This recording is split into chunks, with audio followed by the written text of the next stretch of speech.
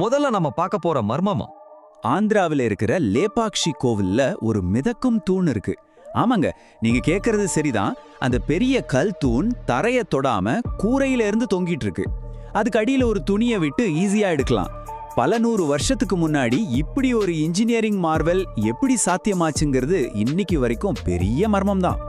அடுத்து ரெண்டாவதா நம்ம ராமேஸ்வரம் கடல்ல இருக்கிற ஒரு வினோதம். ராமேஸ்வரம் போனீங்கன்னா கவனிச்சிருப்பீங்க, அங்க கடல் தண்ணி 2 அலகலக கலர்ல பிரிஞ்சு இருக்கும். ஒரு பக்கம் பார்த்தா அமைதியான வெளிர் நீல நிறத்துல இருக்கும், இன்னொரு பக்கம் அடர்த்தியான அடர் நீல நிறத்துல இருக்கும். இது இயற்கையோட விளையாட்டா இல்ல அதுக்குள்ள வேற ஏதோ ரகசியம் இருக்கா? கடைசியா 3ஆவதா தஞ்சாவூர்ல இருக்கிற நம்ம கட்டிடக்கலையோட உச்சத்துக்கே போலாம்.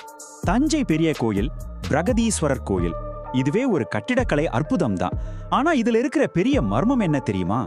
கரெக்டா மதியான நேரத்துல அந்த பிரம்மாண்டமான கோபுரத்தோட நிழல் தரையில விழாதுன்னு சொல்றாங்க. 1000 வருஷத்துக்கு முன்னாடி இவ்வளவு துல்லியமா எப்படி கட்ட முடிஞ்சது?